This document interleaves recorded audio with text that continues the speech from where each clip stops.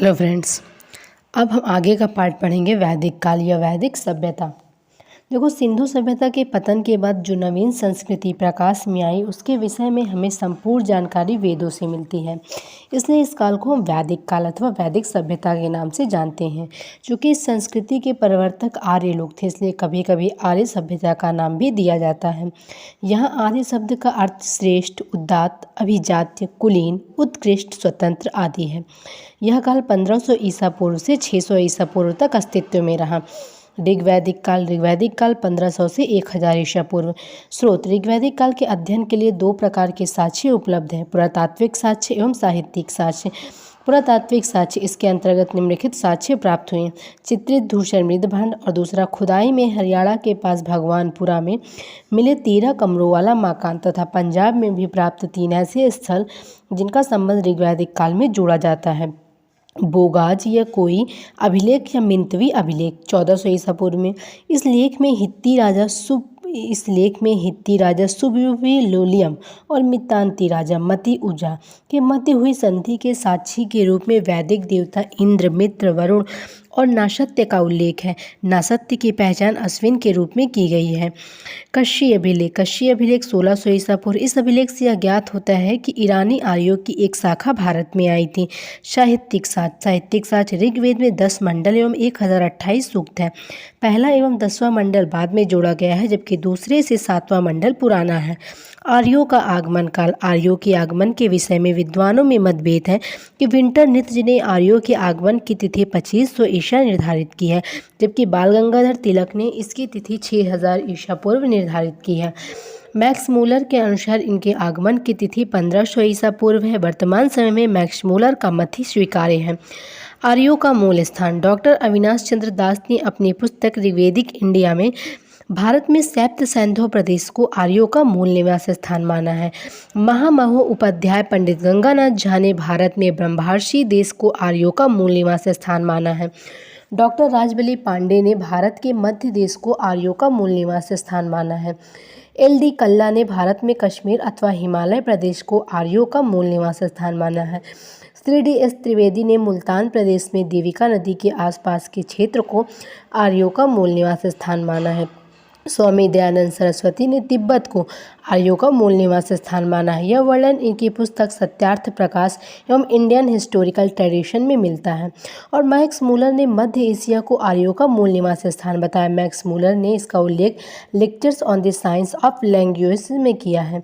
और JG road आर्यों का आदि देश बैक्टीरिया मानते हैं। बाल गंगाधर तिलक ने उत्तरी ध्रुव का आर्यों का मूल निवास स्थान माना है। यह वर्णन इनकी पुस्तक the Arctic home of the Aryans में मिलता है। P. गाइस ने यूरोप में डेन्यूब नदी की घाटी एवं हंगरी को आर्यों का मूल निवास स्थान माना है। पिनका ने जर्मनी को आर्यों का मूल निवास स्थान बताया है। एडवर्ड मेयर, ओल्डेनबर्ग, कीथ ने मध्य एशिया के पामीर क्षेत्र को आर्यों का मूल निवास स्थान माना है। नेहरिंग एवं गार्डन चाइस ने दक्षिणी रूस को आर्यों का मूल निवास स्थान माना है। आर्यों के मूल निवास के संदर्भ में सर्वाधिक प्रामाणिक मत अल्पास पर्वत के पूर्वी भाग में स्थित यूरेशिया का है। अगर हम राजनीतिक विस्तार की बात करें वैदिक काल सभ्यता में, तो राजनीतिक विस्तार में डॉक्टर जैकोबी के अनुसार आर्यों ने भारत में कई बार आक्रमण किया और उनकी एक से अधिक शाखाएं भारत में आई। सबसे महत्वपूर्ण कबीला भरत था। इसके शासक वर्ग का नाम तृत्सु था। संभवतः सृजन और क्रेवी कबीले भी उनसे संबंधित थे। ऋग्वेद में आर्यों के जिन 5 कबीलों का उल्लेख है उनमें पुरु, यदु, तुरुवस, अनु और द्रुहो प्रमुख थे। ये पंचजन के नाम से जाने जाते थे। यदु और तुरुवस को दास कहा जाता था। यदु और तुरुवस के विषय में ऐसा माना जाता था कि इंद्र उन्हें बाद में लाए थे। यह ज्ञात होता है कि सरस्वती, दृश्यदती एवं अपाया नदी के किनारे भरत कबीले ने अग्नि की पूजा की। अगर आर्यों के भौगोलिक क्षेत्र के बारे में बात करें तो भारत में आर्यों का आगमन 1500 ईसा पूर्व से कुछ पहले हुआ। भारत में उन्होंने सर्वप्रथम सप्त सैंधव प्रदेश में बसना प्रारंभ किया। इस प्रदेश में बहने वाली 7 नदियों का जिक्र हमें ऋग्वेद से मिलता है। ये है सिंधु, सरस्वती, सतुद्री, सतलज, बिपाशा, व्यास, परुषणी, रावी, वितस्ता, झेलम, अस्कनी, चिनाब आदि। सिंधु नदी आर्थिक दृष्टि से एक महत्वपूर्ण नदी थी, इसलिए इसे हिरियाड़ी नदी कहा गया है। कुछ अफगानिस्तान की नदियों का जिक्र भी हमें ऋग्वेद से मिलता है। यह है कुबा, काबुल नदी, कुब्रू, कुर्रम, गोमती, गोमल एवं सुवास्तु, स्वात आदि। इससे यह पता चलता है कि अफगानिस्तान भी उस समय भारत का ही अंग था। ऋग्वैदिक आर्यों की पश्चिमी सीमा अफगानिस्तान का पूर्वी भाग था। हिमालय पर्वत का हिमवंत नामक पर्वत के रूप में स्पष्ट उल्लेख है। हिमालय की एक चोटी को मोजवंत कहा गया है, जो सोम के लिए प्रसिद्ध थी। इस प्रकार आर्य हिमालय से परिचित थे। आर्यों ने अगले पड़ाव के रूप में कुरुक्षेत्र के निकट के प्रदेशों पर कब्जा कर उस क्षेत्र का नाम ब्रह्मवर्त या आर्यवर्त रखा। ब्रह्मवर्त से आगे बढ़कर आर्यों ने गंगा यमुना के दोआब क्षेत्र और उसके नज़दीक के क्षेत्रों पर कब्जा कर उस क्षेत्र का नाम ब्रह्मार्षि देश रखा। इसके बाद हिमालय एवं विंध्याचल पर्वतों के बीच के क्षेत्र पर कब्जा कर उस क्षेत्र का नाम मध्य प्रदेश रखा। अंत में बंगाल एवं बिहार के दक्षिणी एवं पूर्वी भागों पर कब्जा कर समूचे उत्तर भारत पर अधिकार कर लिया। कालांतर में इस क्षेत्र का नाम आर्यावर्त रखा गया। राजशेखर ने नर्मदा नदी को आर्यावर्त और दक्षिणापथ को विभाजित करने वाली रेखा माना है। मनुस्मृति में सरस्वती और दृश्यवती नदियों के बीच के प्रदेश को ब्रह्मावर्त पुकारा गया है। ऋग्वेद में नदियों के उल्लेख की बात करें तो ऋग्वेद में 25 नदियों का उल्लेख है, जिसमें सबसे महत्वपूर्ण नदी सिंधु नदी है, जिसका वर्णन कई बार आया है। यह सप्त सिंधु क्षेत्र की पश्चिमी सीमा थी। कुब्रू, कुरभू, कुर्रम, गोमती, गोमल, कुभा, काबुल और सुवस्तु, स्वात नामक नदियाँ पश्चिमी किनारे में सिंधु की सहायक नदी थीं। पूर्वी किनारे पर सिंधु की सहायक नदियों में वितास्ता, झेलम, अस्किनी चेनाब, परुशरी, रावी, सद्रु, सतलज, विपासा व्यास प्रमुख थीं। विपासा व्यास नदी के तट पर ही इंद्र ने उषा को पराजित किया था और उसके रथ के टुकड़े टुकड़े कर दिए थे। सिंधु नदी को उसके आर्थिक महत्व के कारण हिरण्यनी कहा गया है। सिंधु नदी द्वारा ऊनी वस्त्रों के व्यवसाय होने के कारण इसे सुवासा और उर्पावती व्रती भी कहा गया है। ऋग्वेद में सिंधु नदी की चर्चा सर्वाधिक बार हुई है। सरस्वती नदी की बात करें तो ऋग्वेद में सरस्वती नदी को नदियों की अग्रवती, नदियों की माता, वाणी, प्रार्थना एवं कविता की देवी, बुद्धि को तीव्र करने वाली और संगीत की प्रेरणादायी कहा गया है। सरस्वती ऋग्वेद की सबसे पवित्र नदी मानी जाती थी। इसे नदीतमा, नदियों की माता कहा गया है। सरस्वती जो राजस्थान के रेगिस्तान में विलीन हो गई है, इसकी जगह अब घग्गर नदी बहती है। दृश्यदती आधुनिक चितंग अथवा घग्गर, यह सिंध समूह की नदी नहीं थी। अपाया यह दृश्यदती एवं सरस्वती के बीच में बहती थी। सरयू यह गंगा की सहायक नदी थी और ऋग्वेद के अनुसार संभवतः यदु एवं तुर्वस के द्वारा चित्ररथ और अर्ल सरयू नदी के किनारे ही पराजित किए गए थे। यमुना ऋग्वेद में यमुना की चर्चा 3 बार की गई है। गंगा का उल्लेख ऋग्वेद में 1 बार हुआ है। नदी सूक्त की अंतिम नदी गोमती है। समुद्र ऋग्वेद में समुद्र की चर्चा हुई है और भुज की नौका दुर्घटना वाली कहानी से जल यात्रा पर प्रकाश पड़ता है। वैदिक तौल की इकाई मन एवं बेबीलोन की इकाई मन में समानता से भी समुद्र यात्रा पर प्रकाश पड़ता है। ऋग्वेद के 2 मंत्र 9वें और 10वें मंडल में 4 समुद्रों का उल्लेख है। पर्वत ऋग्वैदिक आर्य हिमालय पहाड़ से परिचित थे, परंतु विंध्य या सतपुड़ा से परिचित नहीं थे। कुछ महत्वपूर्ण चोटियों की चर्चा है, यथा जैसे हिमवंत, मुजंत, शर्पणावंत, अर्जिक तथा सुषोम। मरुस्थल की बात करें तो ऋग्वेद में मरुस्थल के लिए धन्यो शब्द आया है। आर्यों को संभवतः मरुस्थल का ज्ञान था, क्योंकि इस बात की चर्चा जाती है कि पर्जन्य में मरुस्थल को पार करने योग्य बनाया। क्षेत्र प्रारंभिक वैदिक साहित्य में केवल एक क्षेत्र गंधारी की चर्चा है। इसकी पहचान आधुनिक पेशावर एवं रावलपिंडी जिलों से की गई है। आर्यों का संघर्ष, अगर हम आर्यों के संघर्ष की बात करें इसमें, तो आर्यों का संघर्ष गैरिक मृदभांड एवं लाल और काले मृदभांड वाले लोगों से हुआ। आर्यों के विजयी होने के कारण देखो, आर्य निम्नलिखित कारणों से विजयी रहे। घोड़े चालित रथ, कासे के अच्छे उपकरण एवं कवच वर्म। आर्य संभवतः विशिष्ट प्रकार के दुर्ग का प्रयोग करते थे। इसे पुर कहा जाता था और ये धनुष बाण का प्रयोग करते थे। प्राय 2 प्रकार के बाणों में एक विषाक्त एवं सींग के सिरा मुख वाला तथा दूसरा तांबा के मुख वाला होता था। इसके अतिरिक्त बर्छी, भाला, फरसा और तलवार का प्रयोग भी करते थे। पुरचैष्टि शब्द का अर्थ था दुर्गों को गिराने वाला। दास एवं दस्यु आर्यों के शत्रु थे। दस्यु को अंसा, चपटी नाक वाला, आकर्मण, वैदिक कर्मों में विश्वास न करने वाला और शिष्णदेवा लिंग पूजक कहा जाता था। पुरु नामक कबीला त्रास दस्यु के नाम से जाना जाता था।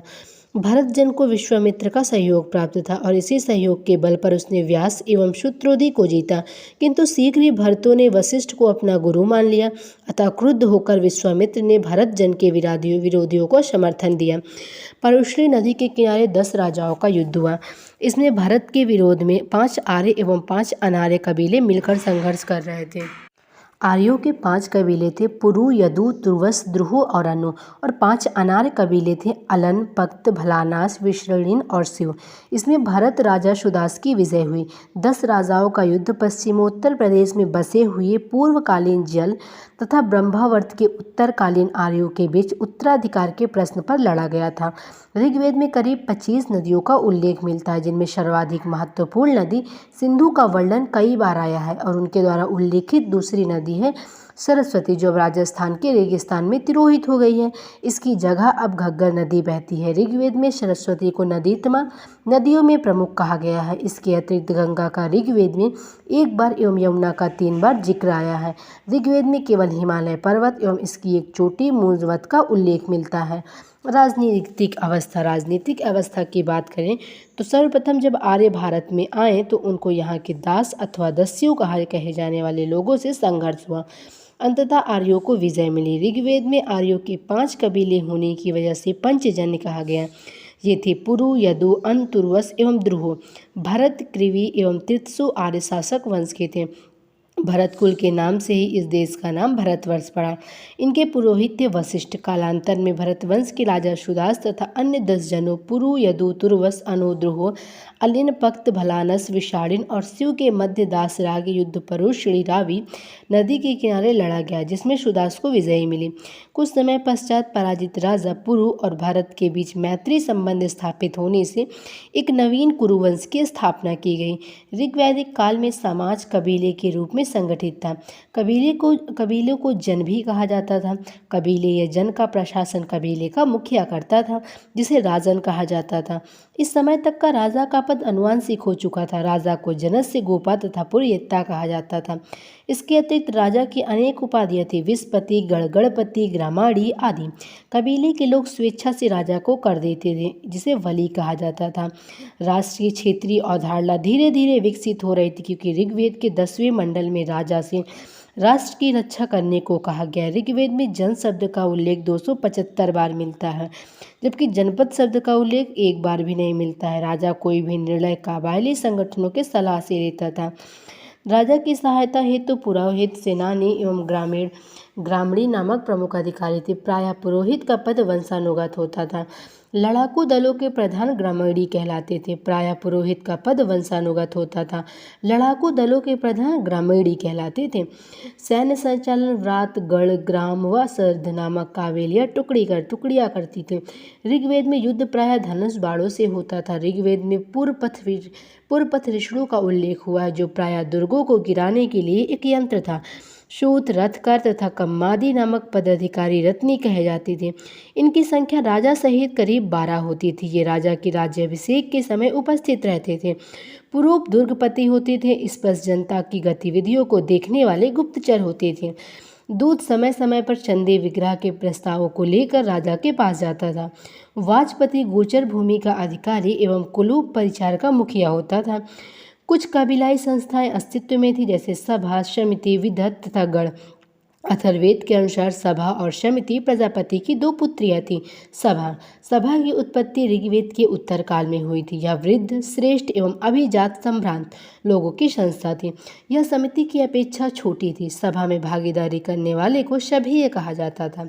इसके सदस्य श्रेष्ठ जन होते थे, जिन्हें सुजान कहा जाता था। अथर्ववेद में सभा को एक स्थान पर न्यदिष्ठा कहा गया, जिसका शाब्दिक अर्थ अनुल्लंघनीय है। इससे ज्ञात होता है कि सभा द्वारा लिया गया निर्णय अनुल्लंघनीय होता था। वेदों में इसके सदस्यों को पिता कहकर संबोधित किया गया है। इसके अध्यक्ष सभापति को कहा जाता था। सभी का प्रमुख कार्य न्याय प्रदान करना था। ऋग्वेद में 8 बार सभा की चर्चा की गई है। समिति की बात करें तो यह एक आम जनप्रतिनिधि सभा केंद्रीय राजनीतिक थी। समिति राजा का निर्वाचन करती थी तथा उस पर नियंत्रण रखती थी। इस समिति को राजा को पदच्युत करने का भी अधिकार था। समिति के अध्यक्ष को पति या ईशान कहा जाता था। समिति में राजकीय विषयों पर चर्चा होती थी तथा सहमति से निर्णय होता था। अरुणी पुत्र श्वेतकेतु पंचाल देशी लोगों की समिति में आया था। उससे जीवक पुत्र प्रवाहार जावाली ने 5 प्रश्न पूछा था जिसका उत्तर वह नहीं दे पाया था। इससे पता चलता है कि संभवतः समिति में राजनीतिक गैर राजनीतिक विषयों पर भी चर्चा होती थी और यह राष्ट्रीय एकेडमी का भी काम करती थी। ऋग्वेद में 9 बार समिति की चर्चा हुई। विदत की बात करें तो यह आर्यों की सर्वप्राचीन संस्था थी। इसे जनसभा भी कहा जाता था। रात के अनुसार विदत संस्था सैनिक, असैनिक तथा धार्मिक कार्यों से संबंधित थी। इसी कारण केपी जायसवाल विदत को एक मौलिक बड़ी सभा मानते हैं। रामशरण शर्मा इसे आर्यों के प्राचीनतम संस्था मानते हैं। उनका मानना है कि ऋग्वेद में विदत का उल्लेख 22 बार हुआ है। आपके अनुसार विदित ऐसी संस्था थी जो युद्ध में लूटी गई वस्तुओं अथवा उपहार और समय समय पर मिलने वाली भेंटों की सामग्रियों का वितरण करती थी। ऋग्वैदिक काल में स्त्रियां भी सभा और विदत में भाग लेती थी। इस प्रकार सभा, समिति, विदत और परिषद वैदिक राजतंत्र में सहायक के रूप में काम करती थी। ऋग्वेद तथा इस पर लिखे गए ब्राह्मण एवं ऐतराय ब्राह्मण दोनों में राजा के निर्वाचन संबंधी सूक्त पाए जाते हैं। भागदूत की बात करें तो विशेष अधिकारी जो राजा के अनुयायियों के मध्य बलि, भेंट का समुचित बंटवारा एवं कर का निर्धारण करता था। प्रशासनिक इकाई ऋग्वैदिक काल में प्रशासन की सबसे छोटी इकाई कुल या गृह था। उसके ऊपर ग्राम था, उसके ऊपर विष होता था, सबसे ऊपर जन होता था। ऋग्वेद में जन शब्द का उल्लेख 275 बार हुआ है, जबकि जनपद शब्द का उल्लेख 1 बार भी नहीं हुआ है। विष शब्द का उल्लेख 170 बार हुआ है। ऋग्वैदिक भारत का राजनीतिक ढांचा आरोही क्रम में है: कुल, ग्राम, विष, जन और राष्ट्र। इसमें कुल सबसे छोटी इकाई थी। कुल जो थी वो सबसे छोटी इकाई थी और कुल का मुखिया कुलूप था। ग्राम का शासन ग्रामणी देखता था और विष ग्राम से सब बड़ी प्रशासनिक इकाई थी। इसका शासक विषपति कहा जाता था। जन कबीलाई संगठन था। इनका शासन प्रमुख पुरोहित हुआ करता था। इन्हीं के नाम पर आगे जनपद बने। राष्ट्र शासन की सबसे बड़ी इकाई थी और इसका शासक राजा होता था। न्याय व्यवस्था की बात करें तो न्याय व्यवस्था धर्म पर आधारित होती थी। राजा कानूनी सलाहकारों तथा पुरोहितों की सहायता से न्याय करता था। चोरी, डकैती, राहजनी आदि अनेक अपराधों का उल्लेख मिलता है। इसमें पशुओं की चोरी सबसे अधिक होती थी, जिसे पड़ी लोग करते थे और इनके अधिकांश युद्ध गाय को लेकर हुए हैं। ऋग्वेद में युद्ध का पर्याय गविष्ट मतलब गाय का अन्वेषण है।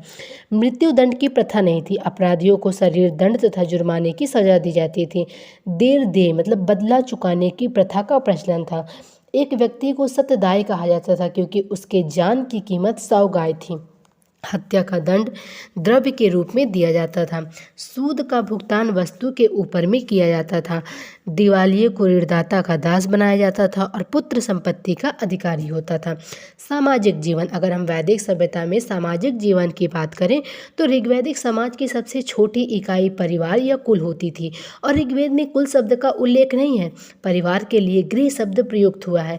कई परिवार मिलकर ग्राम या गोत्र तथा कई ग्राम मिलकर विष का निर्माण एवं कई विष मिलकर जन का निर्माण करते थे। ऋग्वेद में जन शब्द लगभग 275 बार तथा विष शब्द 170 बार प्रयुक्त हुआ है। ऋग्वैदिक समाज प्रीत सत्तात्मक समाज था। पिता ही परिवार का मुखिया होता था। ऋग्वेद के कुछ उल्लेखों से पिता के असीमित अधिकारों की पुष्टि होती है। ऋजस्व के उल्लेख से पता चलता है कि उसके पिता ने एक मादा भेड़ के लिए 100 भेड़ों का वध कर देने के कारण उसे अंधा बना दिया था। और वरुण सूक्त के शुनाशेष के आख्यान से ज्ञात होता है कि पिता अपनी संतान को बेच सकता था, किंतु इन उद्धरणों से यह तात्पर्य कदापि नहीं निकाला जाना चाहिए कि पिता पुत्र के संबंध कटुतापूर्ण थे। इसे अपवाद स्वरूप ही समझा जाना चाहिए। पुत्र प्राप्ति हेतु देवताओं से कामना की जाती थी। परिवार संयुक्त होता था। ऋग्वैदिक काल में वर्ण व्यवस्था के चिन्ह दिखाई पड़ते थे। आर्यों को गौर वर्ण तथा दासों को कृष्ण वर्ण कहा जाता था। वर्ण व्यवस्था का आधार कर्म हो गया था। ऋग्वेद में एक छात्र लिखता है कि मैं कवि हूँ, मेरे पिता चिकित्सक हैं और मेरी माता आटा पीसती है। अर्थात एक राजा कर्म से पुरोहित हो सकता था और पुरोहित राजा। महर्षि विश्वामित्र क्षत्रिय होते हुए भी कर्म से ब्राह्मण थे। ऋग्वेद के दशम मंडल का एकमात्र पुरुष सूक्त ही चतुर्वर्णों का उल्लेख करता है। इसमें कहा गया है कि ब्राह्मण परम पुरुष के मुख से, क्षत्रिय उसकी भुजाओं से, वैश्य उसकी जांघों से, शूद्र उसकी पैरों से उत्पन्न हुआ है। ऋग्वेद के शेष भाग में कहीं भी वैश्य और शूद्र का वर्णन नहीं है। ऋग्वेद में अनार्यों मतलब आर्यों के भारत में अभ्युदय से पहले भारत में निवास करने वाले लोग एंड ऋग्वेद में अव्रत मीन्स व्रतों का पालन न करने वाला। मृगवार्क मीन्स अस्पष्ट वाणी बोलने वाला। अनास मीन्स चपटी नाक वाले को कहा गया था। और ऐत्रेय ब्राह्मण में पंच जनों में देव, मनुष्य, गंधर्व, अप्सरा, सर्प एवं पितरों की गणना की गई है। निरुक्त में पंच जनों में ब्राह्मण, क्षत्रिय, वैश्य, शूद्र एवं निषाद की गणना की गई है। एंड शतपथ ब्राह्मण में पत्नी को पति की अर्धांगिनी बताया गया है। ऋग्वेद में जैदेस्तम अर्थात पत्नी ही गृह है कहकर उसके महत्व को स्वीकारा गया है। स्त्रियों को जनसभा विदत में अपनी बात कहने की छूट थी। ऋग्वैदिक काल में स्त्रियों की स्थिति सम्मानीय थी। वे अपने पति के साथ यज्ञ कार्यों में सम्मिलित होती थी एवं दान दिया करती थी। पर्दा प्रथा का प्रचलन नहीं था। स्त्रियां भी शिक्षा ग्रहण करती थी। ऋग्वेद में लोपा मुद्रा, घोषा, सिकता, अपाला एवं विवारा जैसी विदुषी स्त्रियों का जिक्र मिलता है। इन विदुषी कन्याओं को ऋषि उपाधि से विभूषित किया गया। इस समय लड़कियों का भी उपनयन संस्कार किया जाता था। शिक्षा गुरुकुल पद्धति पर निर्भर थी, जहाँ पर सामान्य मौखिक शिक्षा का प्रचलन था। पिता की अकेली संतान होने अथवा विवाह न करने की स्थिति में पिता के घर में रहने पर कन्या पिता की संपत्ति में हिस्सेदार होती थी। सामान्यतः बाल विवाह एवं बहु विवाह का प्रचलन नहीं था। विवाह की आयु लगभग 16 या 17 वर्ष होती थी और विधवा विवाह या अंतर्जातीय एवं पुनर्विवाह की संभावना का उल्लेख ऋग्वेद में मिलता है। साधारणतः समाज में एक पत्नी प्रथा का ही प्रचलन था, पर संपन्न लोग एक से अधिक विवाह करते थे। दहेज प्रथा का प्रचलन भी था। कन्या की विदाई के समय उपहार एवं द्रव्य दिए जाते थे, जिसे वस्तु कहते थे। सती प्रथा एवं पर्दा प्रथा का विवरण नहीं मिलता। समाज में नियोग प्रथा, जिसके अंतर्गत पुत्र विहीन विधवा पुत्र प्राप्ति हेतु अपने देवर से यौन संबंध स्थापित कर सकती थी, एवं बहुपतित्व प्रथा का भी प्रचलन था। उदाहरण हेतु अगर मरुतो ने रुदसी को मिलकर भोगा मतलब सूर्य की पुत्री अपने 2 भाई अश्विन के साथ रहती थी। जीवन भर अविवाहित रहने वाली लड़कियों को अमाजू कहा जाता था। समाज में स्त्रियों की दशा अच्छी होते हुए भी दो दृष्टियों से ऋग्वैदिक समाज उन्हें अयोग्य समझता था। उन्हें राजनीति में भाग लेने का अधिकार नहीं था और उन्हें संपत्ति संबंधी अधिकार प्राप्त नहीं थे। ऋग्वैदिक कालीन लोगों का मुख्य भोज्य पदार्थ चावल और जौ था। इसके अतिरिक्त फल, दूध, दही, घी एवं मांस भी भोज्य पदार्थ थे। अन्न में यव, धान्य, उड़द एवं मूंग का प्रयोग करते थे। पेय पदार्थ में सोमरस का पान करते थे। ऋग्वेद के 9वें मंडल में सोम की स्तुति में कई सूक्त मिलते हैं। एक स्थान पर कण्व ऋषि दावा करते हैं कि सोमरस पीने के बाद उन्हें अमृत तो प्राप्त कर लिया और देवताओं को जान लिया। मांस में भेड़, बकरी एवं बैल का मांस खाते थे। गाय को अघन्या न मानने योग्य माना जाता था। फिर भी कहीं कहीं पर वध के प्रमाण मिलते हैं। आर्य लोग नमक एवं मछली का प्रयोग नहीं करते थे। शतपथ ब्राह्मण में अतिथि के सम्मान में विशाल वृषभ अथवा बकरी के मारे जाने का विधान मिलता है। ऋग्वैदिक काल के लोग छेम मतलब अलसी का सूत, ऊन और मृग के चमड़े से निर्मित वस्त्र धारण करते थे। आर्य मुख्यतः 3 प्रकार के वस्त्र धारण करते थे। वासस मतलब शरीर के ऊपर धारण किया जाने वाला मुख्य वस्त्र, अधिवासव एवं उषड़ीय मतलब पगड़ी। ऋग्वेद में शामूल्य मतलब ऊनी कपड़े को एवं पेशस कढ़े हुए कपड़े को कहा गया है। ऋग्वैदिक काल के मुख्य आभूषणों में निष्क, कुरीर एवं कर्ण शोभन का उल्लेख मिलता है। आभूषण स्त्री और पुरुष दोनों धारण करते थे। मनोरंजन के साधनों में मुख्य साधन संगीत था। इसके बाद रथ दौड़, घुड़दौड़, ध्रुत, कीड़ा एवं आखेट को महत्व दिया जाता था। संभवतः जुए का भी प्रचलन था। आर्थिक जीवन की बात करें तो ऋग्वेद में आर्यों के मुख्य व्यवसाय के रूप में पशुपालन एवं कृषि का विवरण मिलता है, जबकि पूर्व वैदिक आर्यों ने पशुपालन को ही अपना मुख्य व्यवसाय बनाया था। ऋग्वैदिक सभ्यता ग्रामीण सभ्यता थी। इस वेद में गव्य एवं गव्यती शब्द चारागाह के लिए प्रयुक्त है।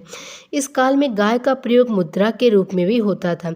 अवी मतलब भेड़, अजामेस बकरी का ऋग्वेद में अनेक बार जिक्र हुआ है। हाथी, बाघ, बतख, गिद्ध से आर्य लोग अपरिचित थे। धनी व्यक्ति को गोपत कहा गया था, राजा को गोपति कहा जाता था। युद्ध के लिए गविष्ट, गेसु, गव्य और गम्य शब्द प्रचलित थे। समय के माप के लिए गोधुली शब्द का प्रयोग किया जाता था, दूरी के माप के लिए गव्यतु। ऋग्वेद में कृषि का उल्लेख मात्र 24 बार ही हुआ है, जिसमें अनेक स्थानों पर यव एवं धान्य शब्द का उल्लेख मिलता है। गो शब्द का प्रयोग ऋग्वेद में 174 बार आया है। गाय को पवित्र माना जाता था और उसे अघन्य कहा जाता था। गाय विनिमय का मुख्य साधन थी, इसलिए उसका धार्मिक एवं सामाजिक की अपेक्षा आर्थिक महत्व अधिक था। ऋग्वेद में संपत्ति का मुख्य साधन गोधन था। युद्ध का प्रमुख कारण गायों की गवेषणा अर्थात गविष्टि था। पुरोहितों को गायें और दासियां ही दक्षिणा के रूप में दी जाती थीं। दान के रूप में भूमि न देकर दास दासियां ही दी जाती थीं। ऋग्वैदिक काल में राजा ना भूमि का स्वामी नहीं होता था, या विशेष रूप से युद्धकालीन स्वामी होता था। ऋग्वेद में 2 प्रकार के सिंचाई का उल्लेख है। खनित्रमा मतलब खोद कर प्राप्त किया गया जल, और स्वयंवेजा मतलब प्राकृतिक जल। ऋग्वेद के प्रथम मंडल में कथन है कि अश्विन देवताओं ने मनु को हल चलाना सिखाया। ऋग्वेद में एक स्थान पर अपाला ने अपने पिता अत्रि से खेतों की समृद्धि के लिए प्रार्थना की है। इसके अतिरिक्त ऋग्वेद में हंसिया मतलब दात्र या श्रेणी, कोठार यानी स्थिति, गट्ठर यानी वर्ष, चलनी सूप में सुर्प अनाज को उसने वाला या तो धान्यकृत आदि शब्दों का उल्लेख मिलता है। ऋग्वेद के चतुर्थ मंडल में खेती की प्रक्रिया का वर्णन मिलता है। यजुर्वेद में 5 प्रकार के चावल का उल्लेख है। महाव्रीहि, कृष्णव्रीहि, शुक्लव्रीहि, आशुधन्य और हयान। अथर्ववेद में यह उल्लेख मिलता है कि सर्वप्रथम पृथुवेन्य ने ही कृषि कार्य किया था। शतपथ ब्राह्मण में कृषि विषयक पूरी प्रक्रिया की जानकारी मिलती है। इसी में खेत जोतने के लिए कर्षण, बोने के लिए वपन, काटने के लिए कर्तन तथा मारने के लिए मर्दन का उल्लेख मिलता है। अथर्ववेद में 6, 8 और 12 बैलों को हल में जोते जाने का वर्णन है तथा शतपथ ब्राह्मण में 6 से 24 बैलों द्वारा हल चलाने की बात है। अथर्ववेद में कृषि दासियों का उल्लेख मिलता है। इसी में सिंचाई के लिए नहर खोदने तथा टिड्डियों द्वारा फसल नष्ट होने की जानकारी मिलती है। श्रमिक वर्ग के अंतर्गत भूसी साफ करने वाले को उपल प्राक्षरी कहा जाता था। खिल्य भूमि की माप की इकाई थी। भूमि कर व्यक्तिगत स्वामित्व शुरू हो गया था, जिसके लिए उर्वरसा, उर्वरापति, क्षेत्रसा और क्षेत्रपति शब्द वैदिक संहिताओं में मिलते हैं। पशुओं के कानों पर स्वामित्व के चिन्ह लगा दिए जाते थे। गाय को अवट कळली कहा जाता था। वैदिक काल में राजा कोई स्थायी सेना नहीं रखता था। युद्ध में विजय की कामना से राजा प्रजा के साथ एक ही थाली में भोजन करता था। उद्योगों की बात करें हम उद्योग के क्षेत्र में, तो ऋग्वैदिक काल में वस्त्र धुलने वाले, वस्त्र बनाने वाले, लकड़ी एवं धातु का काम करने वाले, बर्तन बनाने वाले शिल्पों के विकास के बारे में विवरण मिलता है। चर्मकार एवं कुम्हार का भी उल्लेख मिलता है। संभवतः अयस शब्द का उपयोग ऋग्वेद में तांबे एवं कांसे के लिए किया गया था। तसर शब्द का प्रयोग ऋग्वेद में करघा के लिए, ओतु एवं तंतु शब्द का प्रयोग ताने बाने के लिए एवं शुद्ध शब्द का प्रयोग ऊन के लिए किया जाता था। ऋग्वेद में कपास का उल्लेख नहीं मिलता है। ऋग्वेद में हृदय एवं सुवर्ण शब्द का प्रयोग सोने के लिए किया गया है। निष्क सोने की मुद्रा थी। तछन व तच्छा शब्द का प्रयोग बढ़ई के अर्थ में किया गया है। आर्यों के सामाजिक जीवन में रथों का आर्थिक महत्व होने के कारण तच्छा की सामाजिक प्रतिष्ठा अधिक बढ़ी हुई थी। अनस साधारण गाड़ी को कहा जाता था। नद्र नरकट का प्रयोग ऋग्वैदिक काल में स्त्रियां चटाई बुनने के लिए करती थीं। चर्मन चमड़ा सिझाने वाले को कहा जाता था। व्यापार मतलब ऋग्वैदिक काल में व्यापार में क्रय विक्रय हेतु विनिमय प्रणाली का शुभारंभ हो चुका था। इस प्रणाली में वस्तु विनिमय के साथ साथ गाय, घोड़े एवं स्वर्ण से भी क्रय विक्रय किया जाता था। विनिमय के माध्यम के रूप में निष्क का उल्लेख हुआ, किंतु इसका समीकरण विवादग्रस्त है। संभवतः यह प्रारंभ में हार जैसा कोई स्वर्ण आभूषण था, कालांतर में सिक्के के रूप में प्रयुक्त होने लगा। ऋग्वैदिक काल में व्यापार करने वाले व्यापारियों एवं व्यापार हेतु सुदूरवर्ती प्रदेशों में भ्रमण करने वाले व्यक्ति को पड़ी कहा जाता था। ऋग्वेद में एक स्थान पर देवताओं तथा परियों के बीच संघर्ष तथा देवताओं द्वारा उनके संहार का वर्णन मिलता है। व्यापार स्थल एवं जल दोनों रास्तों से होता था। आंतरिक व्यापार बहुधा गाड़ियों, रथों एवं पशुओं द्वारा होता था। आर्यों को समुद्र के विषय में जानकारी थी या नहीं, यह बात अभी तक अस्पष्ट है। फिर भी ऋग्वेद में 100 पतवारों वाली नौका से यात्रा करने का विवरण प्राप्त होता है। एक स्थान पर तुग्र के पुत्र भुज्य की समुद्र यात्रा का वर्णन है, जिसने मार्ग में जलयान को नष्ट हो जाने पर आत्मरक्षा के लिए अश्विनी कुमारों से प्रार्थना की थी। अश्विनी कुमारों ने उनकी रक्षा के लिए 100 पतवार वाला जहाज भेजा था। इस काल में ऋण देकर ब्याज लेने वाले वर्ग को बेकनाट सूदखोर कहा जाता था। धार्मिक जीवन, अगर हम धार्मिक जीवन की बात करें तो वैदिक धर्म पूर्णतः प्रतिमार्गी है। वैदिक देवताओं में भी पुरुष भाव की प्रधानता है। अधिकांश देवताओं की आराधना मानव के रूप में की जाती थी, किंतु कुछ देवताओं की आराधना पशु के रूप में भी की गई है। अज इकपाद और अहित मूर्धन्य दोनों देवताओं परिकल्पना पशु के रूप में की गई है। मर्तों की माता की परिकल्पना चितकबरी गाय के रूप में की गई है। इंद्र की गाय खोजने वाला शर्मा कुतिया स्वान के रूप में है। इसके अतिरिक्त इंद्र की कल्पना वृषभ बैल के रूप एवं सूर्य को अश्व के रूप में की गई है। ऋग्वेद में पशुओं की पूजा प्रचलन नहीं था। ऋग्वैदिक देवताओं में किसी प्रकार के ऊंच नीच का भेदभाव नहीं था। वैदिक ऋषियों ने सभी देवताओं की महिमा गाई है। ऋग्वैदिक लोगों ने प्राकृतिक शक्तियों का मानवीकरण किया है। ईश्वर के प्रकृतिवादी अवधारणा में विश्वास इस काल के धार्मिक जीवन की विशेषता थे। इस समय बहुदेववाद का प्रचलन था। ऋग्वैदिक आर्यों की देव मंडली 3 भागों में विभाजित थी। आकाश के देवता अर्थात आकाश स्थानीय मतलब सूर्य, धौस, वरुण, मित्र, पुष्ण, विष्णु, उषा, अपानपात, सविता, तृत, विवस्वत, आदित्यगण, अश्विन आदि ये सब थे। और अंतरिक्ष के देवता अर्थात अंतरिक्ष स्थानीय इंद्र, मारुत, रुद्र, वायु, पर्जन्य, मातृश्वन, त्रिप्रापाद्य, अज, एक पाद, आप, अहि, मूर्धन्य। और पृथ्वी के देवता अथवा पृथ्वी अर्थात पृथ्वी स्थानीय कौन थे? अग्नि, सोम, पृथ्वी, बृहस्पति एवं नदियाँ। इस देव समूह में सर्व प्रधान देवता कौन था, यह निर्धारित करना कठिन है। ऋग्वैदिक ऋषियों ने जिस समय जिस देवता की स्तुति की उसे ही सर्वोच्च मानकर उसमें संपूर्ण गुणों का आरोपण कर दिया। मैक्स मूलर ने इस प्रवृत्ति को हीनोथिज्म कहा है। सूक्तों की संख्या से दृष्टि से यह मानना न्याय संगत होगा कि इनका सर्वप्रधान देवता इंद्र था। ऋग्वेद में अंतरिक्ष स्थानीय इंद्र का वर्णन सर्वाधिक प्रतापी देवता के रूप में किया गया है। ऋग्वेद के करीब 250 सूक्तों में इनका वर्णन है। इन्हें वर्षा का देवता माना जाता था। इन्होंने वृत्त राक्षस को मारा था, इसलिए इन्हें वृत्रहन कहा जाता था। वृत्रहन कहा गया। अनेक किलों को नष्ट कर दिया था। इस रूप में वे पुरंदर कहे जाते हैं। इंद्र ने वृत्त की हत्या करके जल को मुक्त करते हैं, इसलिए उन्हें पुरमीत कहा गया। इंद्र को युद्ध का देवता भी कहा जाता है। इंद्र के लिए एक विशेषण अनुशोचित पानी को जीतने वाला भी आता है। इंद्र के पिता धौस हैं, अग्नि उसका यमज भाई है, मारुत उसका सहयोगी है। विष्णु ने वृत्त के वध में इंद्र की सहायता की थी। ऋग्वेद में इंद्र को समस्त संसार का स्वामी बताया गया है। उसका प्रिय आयुध वज्र है, इसलिए इन्हें वज्रबाहु भी कहा गया है। इंद्र कुशल रथ योद्धा, रथेष्ठ, महान विजेता, विजेंद्र और सोम का पालन करने वाला सोमपा है। इंद्र तूफान और मेघ के भी देवता हैं। एक शक्तिशाली देवता होने के कारण इंद्र को शतक्रतु 100 शक्ति धारण करने वाला कहा गया है। वृत्त का वध करने के कारण वृत्रहन और मधवन मतलब दानशील के रूप में जाना जाता है। उनकी पत्नी इंद्राणी अथवा सची ऊर्जा है। प्राचीन भारतीय ग्रंथों में इंद्र के साथ कृष्ण के विरोध का उल्लेख मिलता है। ऋग्वेद में दूसरे महत्वपूर्ण देवता अग्नि थे, जिसका काम था मनुष्य और देवता के मध्य मध्यस्थ की भूमिका निभाना। अग्नि के द्वारा ही देवताओं को आहुतियाँ दी जाती थी।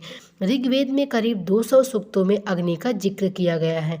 वे पुरोहितों के भी देवता थे। उनका मूल निवास स्वर्ग है।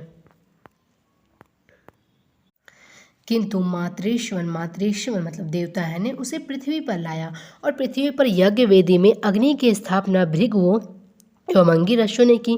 इस कार्य के कारण उन्हें अथर्वान कहा गया है। वह प्रत्येक घर में प्रज्वलित होती थी, इस कारण उसे प्रत्येक घर का अतिथि माना गया है। इसकी अन्य उपाधियां जात देवस मतलब चर अचर का ज्ञात होने के कारण, भुवन चक्षु मतलब सर्वदृष्टा होने के कारण, हिरण्य दंत मतलब सुनहरे दांव वाला। अथर्ववेद में इसे प्रातः काल को उदित होने वाला मित्र और सायंकाल को वरुण कहा गया है। तीसरा स्थान वरुण को माना जाता है, जैसे समुद्र का देवता, विश्व के नियामक और शासक, सत्य का प्रतीक, ऋतु परिवर्तन एवं दिन रात का कर्ता धर्ता, आकाश पृथ्वी एवं सूर्य का निर्माता के रूप में जाना जाता है। ईरान में इन्हें अहुर रमजदा तथा यूनान में यूरेनस के नाम से जाना जाता है। ये ऋतु के संरक्षक थे, इसलिए इन्हें ऋतस्य गोप भी कहा जाता था। वरुण के साथ मित्र का भी उल्लेख है, इन दोनों को मिल मिलाकर मित्र वरुण कहते हैं। ऋग्वेद के मित्र और वरुण का सहस्त्र स्तंभ वाले भवन में निवास करने का उल्लेख मिलता है। मित्र के अतिरिक्त वरुण के साथ आप का भी उल्लेख किया गया है। आप का अर्थ जल होता है। ऋग्वेद में वरुण को वायु का सांस कहा गया है। वरुण देव लोक में सभी सितारों का मार्ग निर्धारित करते हैं। इन्हें असुर भी कहा जाता है। इनकी स्तुति लगभग 30 सूक्तियों में की गई है। देवताओं के 3 वर्गों पृथ्वी स्थान, वायु स्थान और आकाश स्थान में वरुण का सर्वोच्च स्थान है। वे देवताओं के देवता हैं। ऋग्वेद का 7वां मंडल वरुण देवता को समर्पित है। दंड के रूप में लोगों को जलोदर रोग से पीड़ित करते थे। धौ मतलब आकाश को ऋग्वैदिक कालीन देवों में सबसे प्राचीन माना जाता है। तत्पश्चात पृथ्वी भी दोनों धावा पृथ्वी के नाम से जाने जाते थे। आकाश को सर्वश्रेष्ठ देवता के रूप में तथा सोम को वनस्पति के देवता के रूप में माना जाता था। सोम देवता ऋग्वेद के 9वें मंडल के सभी 144 सूक्त सोम देवता को समर्पित थे।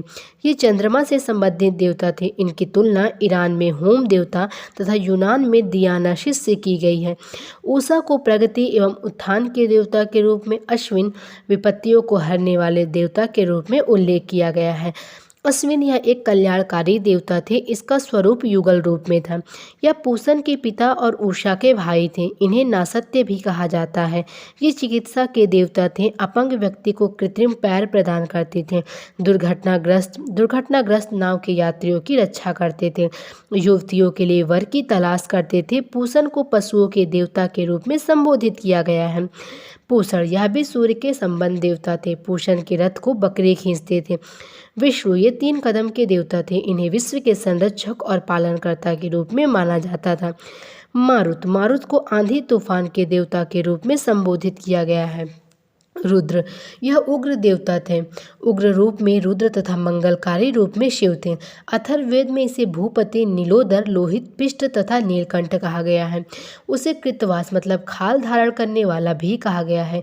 ऐत्रेय ब्राह्मण में कहा गया है कि रुद्र की उत्पत्ति सभी देवताओं के उग्र अंशों से हुई है। यजुर्वेद के शतरुद्री प्रकरण में इसे पशुपति, शंभु, शंकर, शिव कहा गया है। ये अनैतिक आचरणों से संबंध माने जाते थे।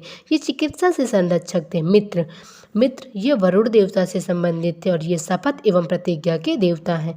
त्वचा धातुओं के देवता। आर्स मतलब संधि और विवाह के देवता। विवस्तान मतलब ऋग्वेद में इसे देवताओं का जनक कहा गया। ऋग्वेद में उषा, अदिति, सूर्या जैसे देवियों का उल्लेख है। पृथ्वी यह देवी थी। इसे 3 वर्गों में रखा गया।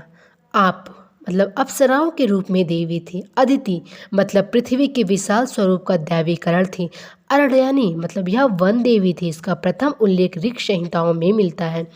इसके अतिरिक्त अन्य ऋग्वैदिक देवियों में वाक, इला, सरस्वती, मही, पुरंधी, घिश्रा, निशा, इंद्राणी, कुहू, प्रश्नी आदि थी।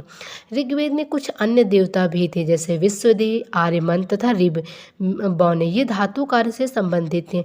ऋग्वैदिक धर्म की प्रमुख विशेषता थी ऋत की संकल्पना में विश्वास एक प्रकार की नैतिक व्यवस्था थी, जिसे विश्व में सुव्यवस्था तथा प्रतिष्ठा स्थापित होती थी। वरुण को ऋत का संरक्षक बताया गया है। ऋत का पालन पूर्ण था। उसके पालन न करने पर वरुण देवता द्वारा खंडित किए जाने का उल्लेख मिलता है। इस समय देवों की पूजा की प्रधान विधि थी स्तुति पाठ करना एवं यज्ञ में बलि चढ़ाना। बलि या यज्ञ आहुति में जौ एवं शाक का प्रयोग किया जाता था। ऋग्वेद में बहुदेववाद, एकात्मवाद एवं एकेश्वरवाद का उल्लेख मिलता है। देवताओं की बहुलता एवं कर्मकांडों की जटिलता से थक कर कुछ समय बाद ऋग्वैदिक लोगों ने देवताओं की संख्या कम करने के लिए उनका संयुक्तिकरण करने लगे, जैसे धावा, पृथ्वी, उषा, रात्रि, मित्र, वरुण आदि। यही भावना एकेश्वरवाद की ओर अग्रसर हुई और दशम मंडल के पुरुष सूक्त में अद्वैतवाद की चरम अभिव्यक्ति हुई। इस समय मंदिर या मूर्ति पूजा का कोई प्रमाण नहीं मिलता है।